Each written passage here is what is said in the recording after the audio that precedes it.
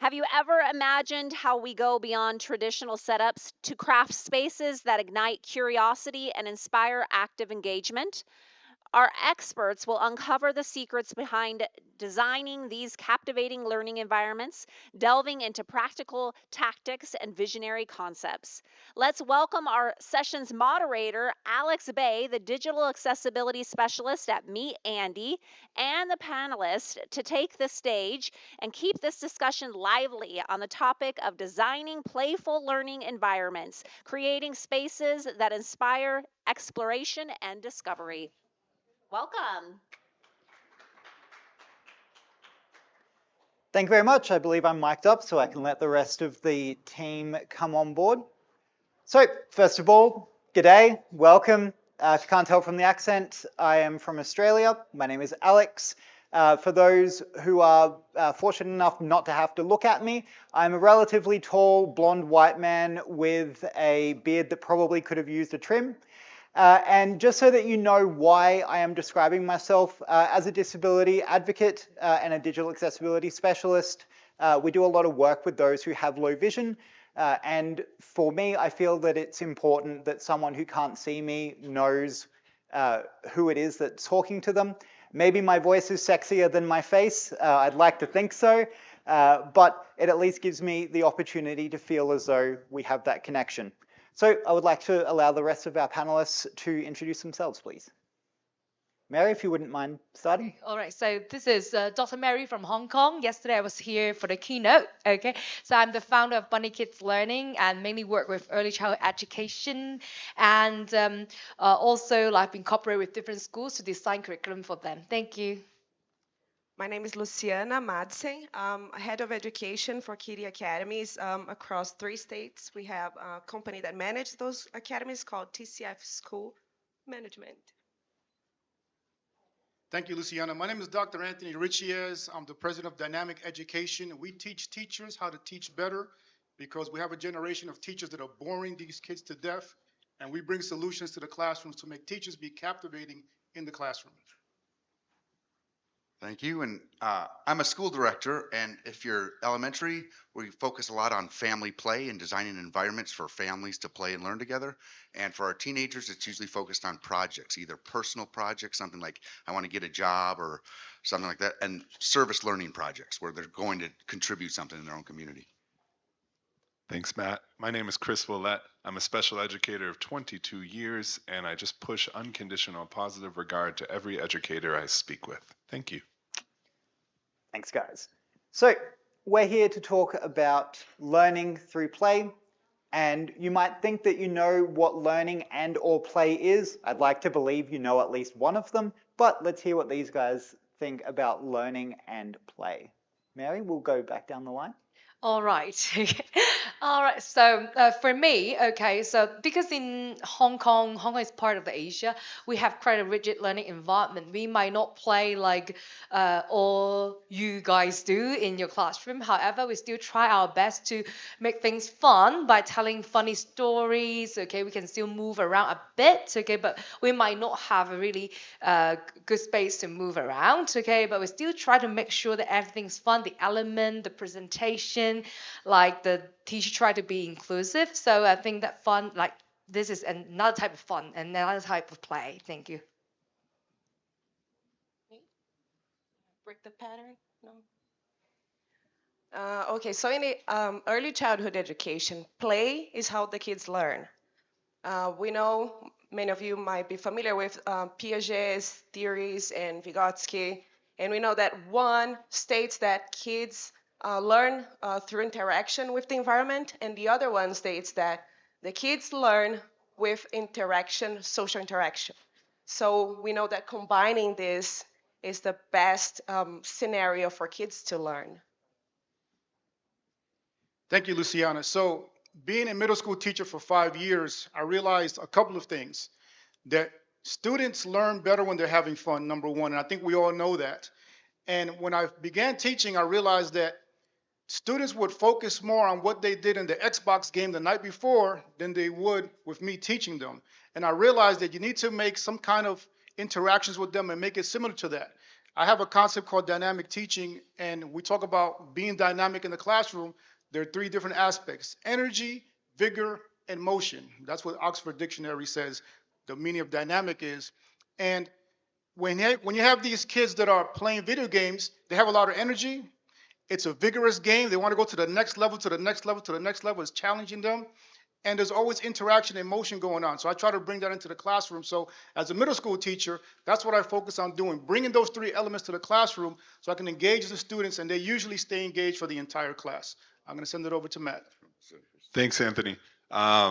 I just wanted to say I am not in the classroom anymore. I do a lot of my work one-on-one. So how do you model play and fun for your students? I can't expect every other teacher I work with to dress like I have this week. But what I can say is, do you participate in Spirit Week? Do you go to the senior faculty games, whether you play or whether you cheer? Do you skip down the sidewalk when you see a group of kids skipping and see who can go the longest? How do you show up and model that for your students and for your colleagues to do it however they are comfortable with? Yeah, thanks, Chris. We've heard play is fun, play is interactive, both with an environment, with people. It's dynamic, it's vigorous. When people are playing something, they can kind of push their own challenges in kind of a non-high stress environment. And there's all sorts of emotions of going to an event and kind of cheering for your team or your school. So I'm going to ask everybody here to think for 10 seconds here about a time in your life when you had play. Just come up with some sort of idea. I'm not going to define your play. I'm going to have you define it for you. Tell me what, think about that. So we've all got some sort of idea of what play is to us in our childhood or sometime in life. Now find somebody and just one sentence. We're going to take a minute and we're going to do an activity in a minute. But find one person in the room next to you, just simple. Say one sentence about what that play was. I used to play in my neighborhood all the time with my students. Any sport you named it, we tried to beat each other. Take 1 minute, tell somebody else. And sucks to be the people who tried to sit on a table on their own because you guys have to move.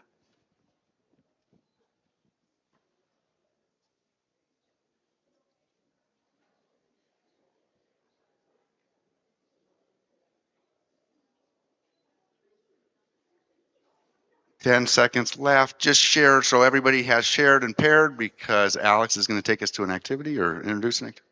For sure. Chris is.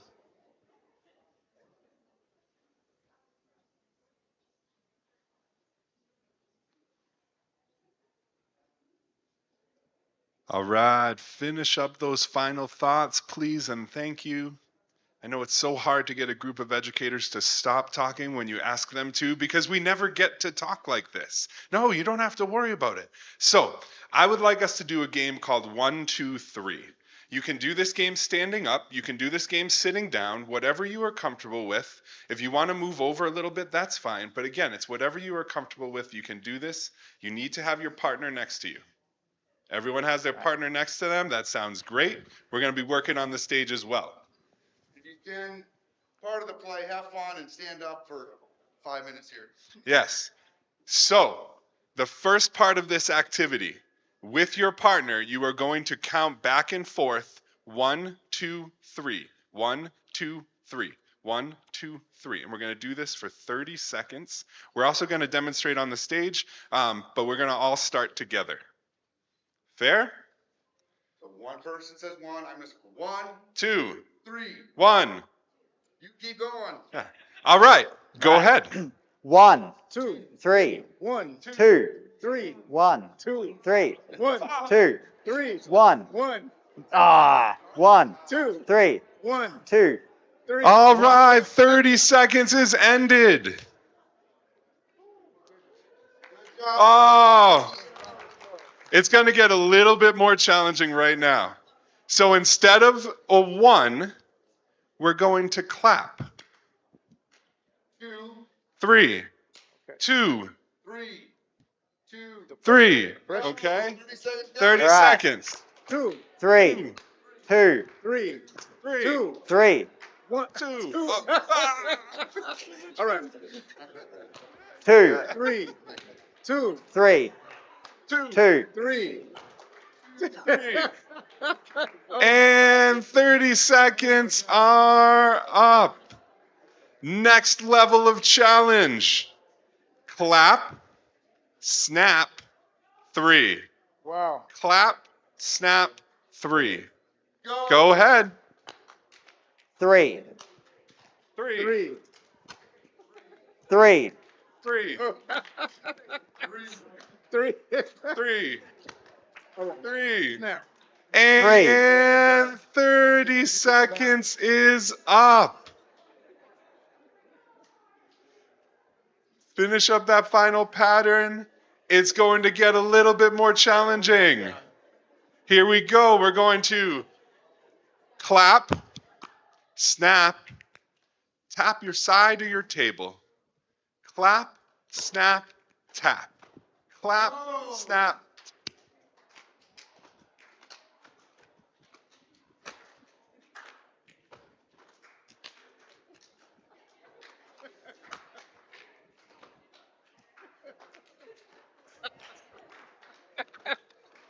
And 30 seconds is up.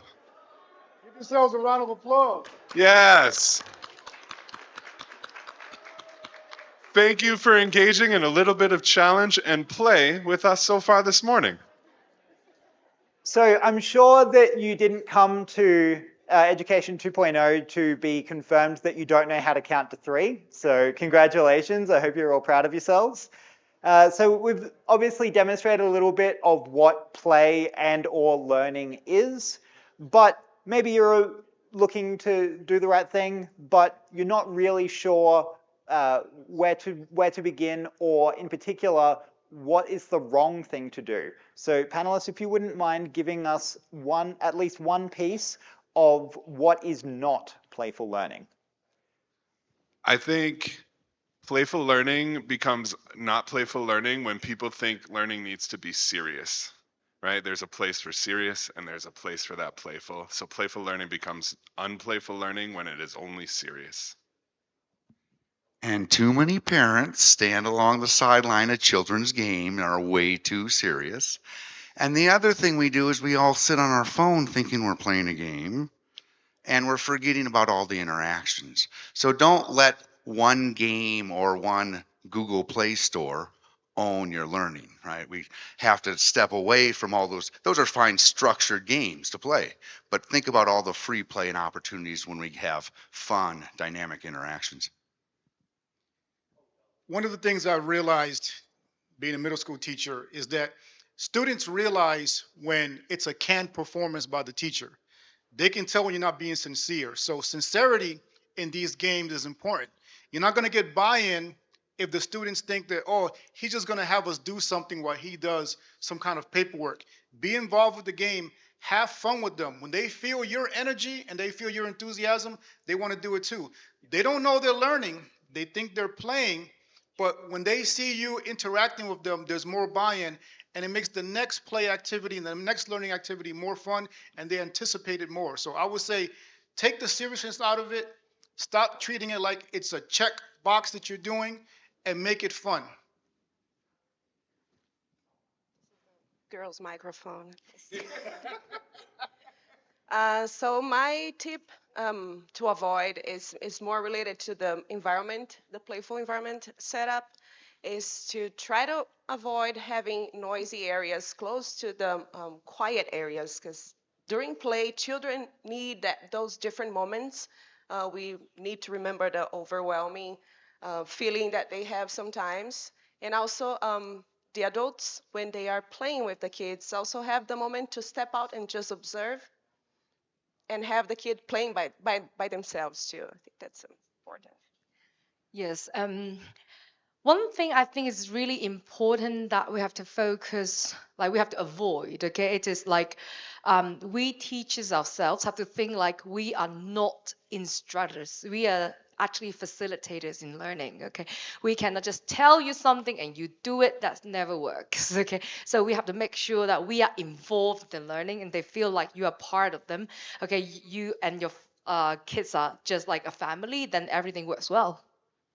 Awesome. And Look, I know that I am going to be pitching to a lot of you about accessible videos, one of the tools that we provide, but I would just like to quickly say that pressing play on a video doesn't count as play, but also keeping in mind that a lot of the panelists have spoken about being engaged in the play, but you have to remember that even as educators, you're also engaged in the learning. I'd be very surprised if there's anyone in the room that hasn't learnt something from a student. And so keeping in mind that this playful learning is a two-way street. You can engage, you can play with the students, and you can also learn from them and help to share learnings from yourself, which can improve their learning as well. So you guys indulged us with a game a little earlier, and I saw a few people having to shuffle the seats around. You can see that most of the seats in this room are either empty because they haven't heard about how great we are yet, but the seats that are turned around on a round table would result in a bunch of people with their back to us. So no offense to the organizers, but this room wasn't really set up for that game that we created.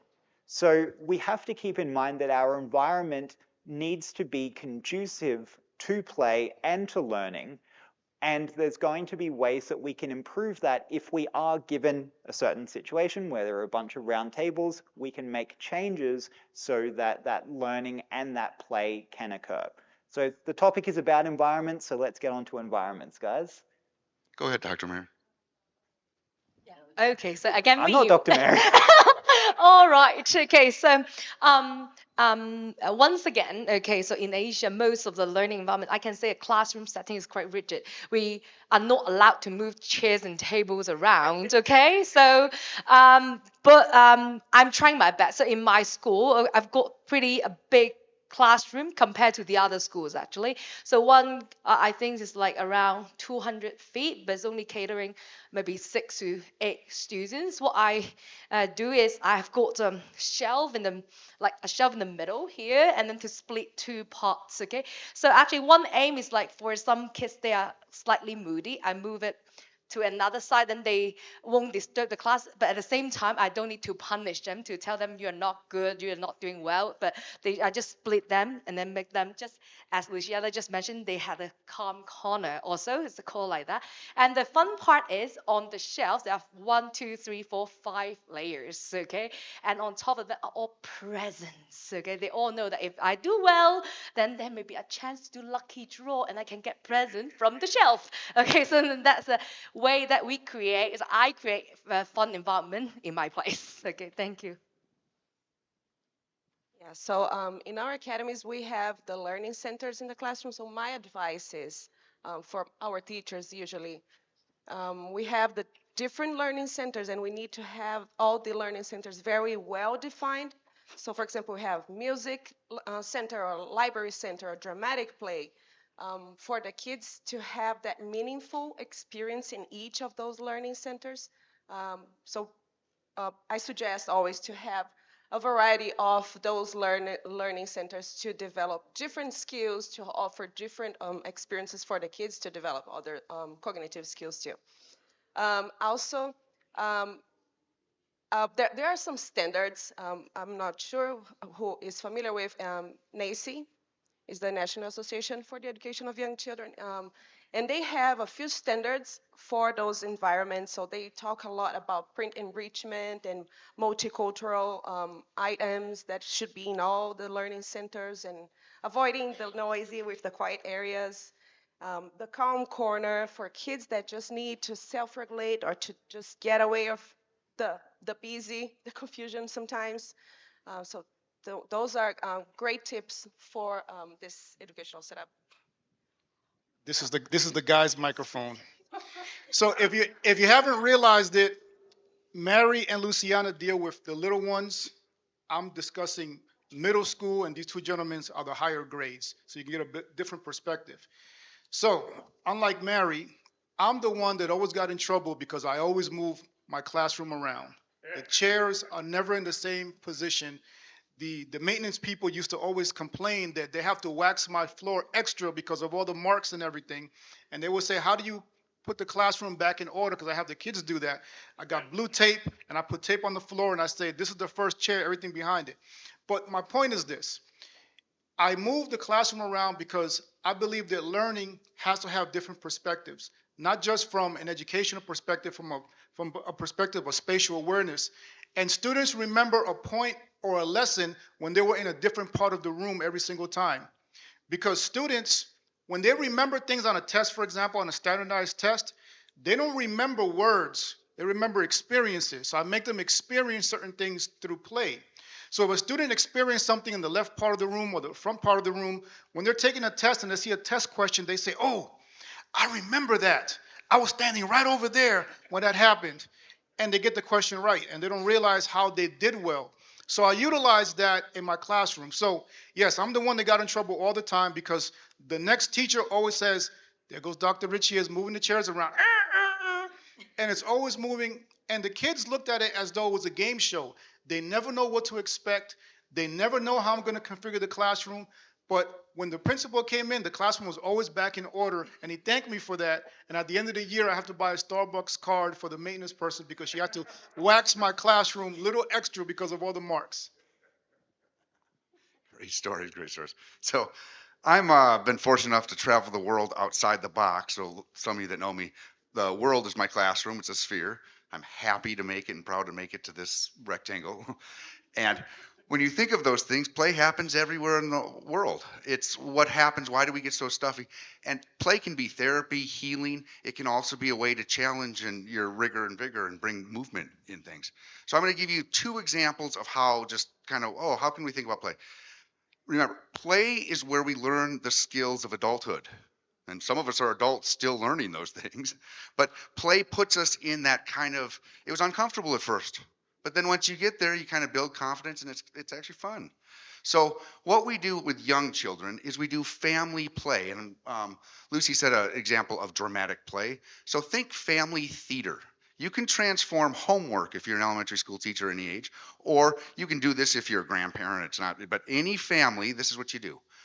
You're going to create a theater performance of your favorite story with your loved ones in your own room. Use props like blankets or pillows, simple cardboard box, whatever color, do whatever you want. Don't record it. Save that hour, do everything you can possibly do, whatever you want to do, any story you want, act it out, perform it, cheer it, and move on. But that's the kind of homework we do with elementary schools.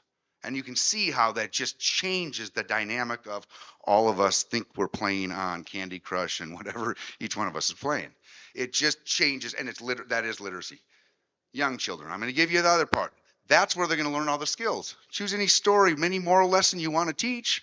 That's your instigation to open up all of life.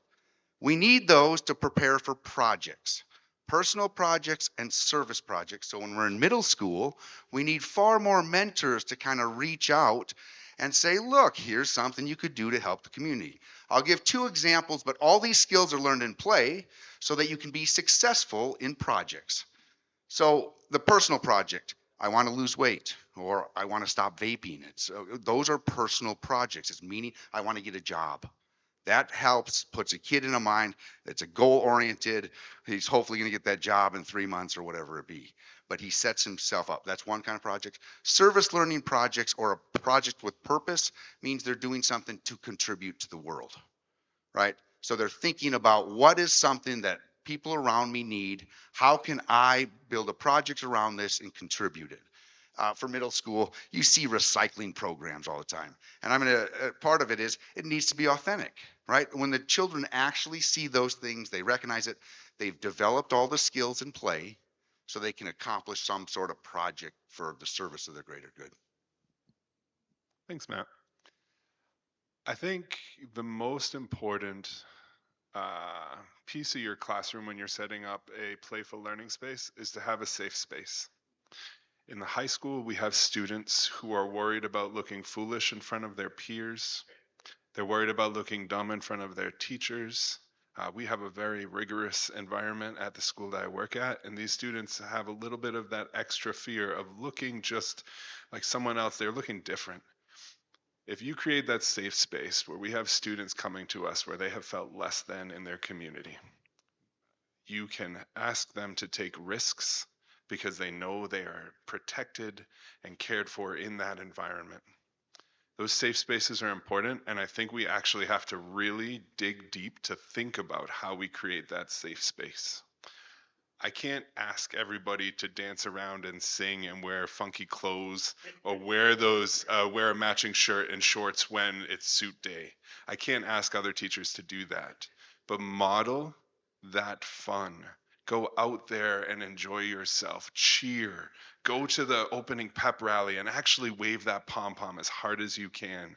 Do whatever you are comfortable with to model for those students so they feel safe and they can take those risks. Because when you can take those risks, you can look silly, you're going to have fun with it. And I think that is what students need to then push themselves into the learning part, which is we are asking them to take risks. We are asking them to dig deep, answer questions that can't be answered with a Google search, answer questions that can't be answered with a quick ChatGPT check.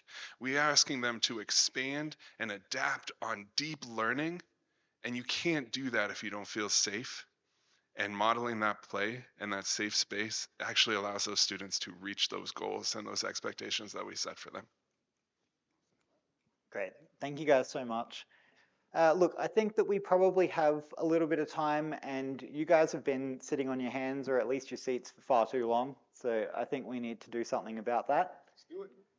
One more playful activity to just kind of demonstrate the things we can all use is salutation. So I work with international schools, and we greet each other and say goodbye in all sorts of ways. So we're going to show you a creative place. You're all going to be an inventor here, but we're going to invent a new way to say hello or goodbye. Watch what we do. We're going to first teach us both something we know, and then we're going to create something new, okay? Hey, Chris, I know a fist bump. Oh, great.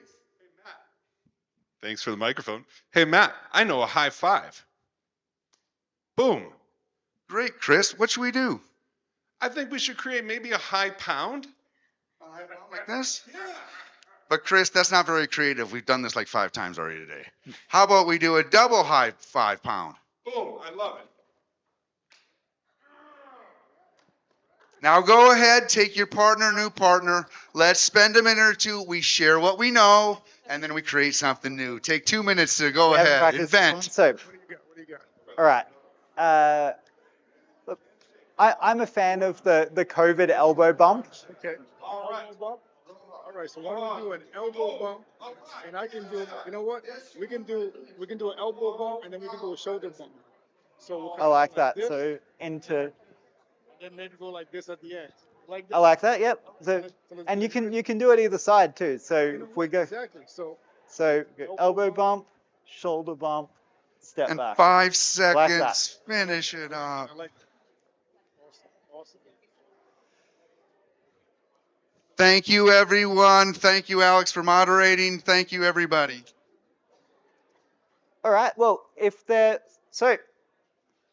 I can see people still playing. That is awesome. I would much rather that than you be listening to me. But I guess I didn't bring my phone up here. I was told not to have my phone go off. So I have no idea if there's time for questions or not. So I guess you guys ask questions until they kick us off.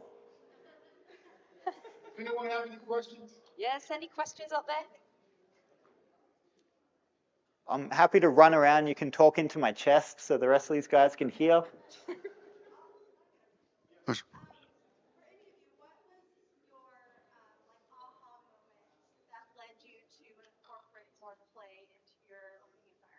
Aha. What's your aha moment? When did you realize play's important here? People can learn through play. Probably playing. Well, playing is always the way that we get the aha moments, that joyful juice that we create that makes us realize how important that is. That, at least that was for me. One of my aha moments when I was a social studies teacher, and they needed to learn who Patrick Henry was. So I modeled play, and I jumped up on top of the table and I said, "Give me liberty or give me death." And I pounded my chest, and there was spit coming out of my mouth and everything. And they said, "What is wrong with this bald-headed guy?" But when I gave the test and I said, what is the quote, or identify the quote that Patrick Henry made, every single student got that correct. Every single one. And that's when I realized it. When I started in the public school system, they had a dodgeball tournament and teachers were invited, and I had a group of young students who were all juniors, and they asked me to play dodgeball with them. And so no other teachers signed up. I joined their team. They printed shirts, and we ended up being the juvenile delinquents. There was no V in the word. And after that dodgeball tournament, we came in second place. Thank you so much. The amount of students who came up to me and just appreciated me being there, and it led to relationships developing, and it was just putting myself out there and playing some dodgeball. It's great to be paid to throw balls at students. If I can jump in, I think just to give a slightly different perspective, I think that I learned it as a student. I hit grade 5, and that was the first time that I ever got anything other than an A, and it's because my teacher was boring as hell. And you know, grade 1 till through to 4, there's this intrinsic element of play, of fun, because you're dealing with young kids. That's the only way to get through to them. And then we decide at some point that you're too old to need to have fun to be able to engage with. You have to just be all about information, and kids fall off. You go, into middle school and it's a whole new environment. You go into high school and it's a whole new environment. And all of a sudden you don't have that rapport. You've got new students, you've got new teachers that are all focusing on the education and on the learning, and they're no longer engaging with you as a person. So for me, I knew that if I was ever going to teach someone, I had to engage them. And so and I'm sure all of you will have experienced that before. You may have sat through a talk here that didn't resonate with you as much as some others may have, hopefully us. But if you're not engaged, you're not learning. So for me, if you're going to teach, you have to engage. Yep. And for my aha moments, always the time that I start to sing for no reason. So, for example, like yes, like Teacher Mary. Okay. Are we going to learn about like present tense today? And then suddenly I was just say, present tense. I don't like it. How about you? And then they start like, and then after that, and then they say that, okay, so how about the past? And just keep making random tones and ups and down. And then they start to feel like, like all the tenses sound really boring, okay, but they all love it if you sing it out, or just even you sing it like really badly, like okay, all the pitches are gone, okay, but they love it. Okay, so that's my moment. Oh, right on, right on. And I actually, confession, I struggle to be serious. So, I like, just so, and it's been a problem in my life because what happens is, again, wit, banter, these kinds of things are not usually appreciated in school. So part of my mission is that I'm going to give a shout out to a couple people. So I'm from the Silicon Valley here, and I walked on campuses of the Silicon Valley, and two things happen. You walk in places and it doesn't look like a place like work. It's anything you can imagine play, just creatively things. Not only is it like ping pong or some sort of table, it's also just big foam thing. Like anything you can imagine is in a room like this with no tables, right? So it's a spirit of play, because that way they can de-stress, like Mary said, at every age, and then go back up and sit on the computer for 8 hours. So one shout out, John Hunter. I was on, I don't know, 10 years ago, I came across an awesome teacher named John Hunter. There's a PBS special about him. He's a teacher from Virginia, called World Peace and Other Lessons in Fourth Grade. And what his whole classroom was fourth grade, 25 kids came in, and it was 4 layers of the world.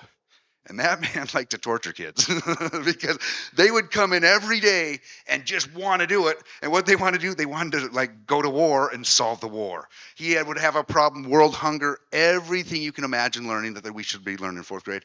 I watched that man do it every single day in fourth grade. And ever since, again, he's been a mentor and inspiration to me. So I encourage you to find people. It does exist. If you're sitting there, being criticized for sitting not, calm in your classroom, go find other people.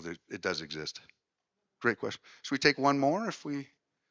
Questions, comments? Perfect. Are we intimidated? Yes, you have a question?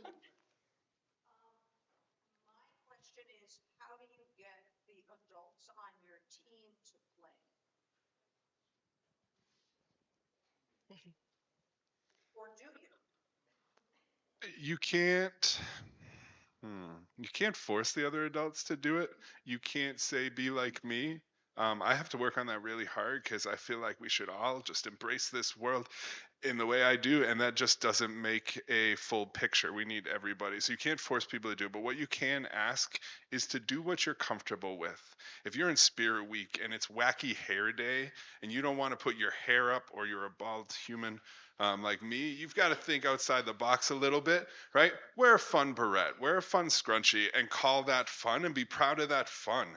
When I started Fun Shirt Friday at the last couple of schools, it wasn't just wear a fun Hawaiian shirt like Mr. Willette. It was wear what you think is fun. If you think that gray and black patterned shirt that you wear is a fun shirt, that's a fun shirt, and embrace that and be proud of that.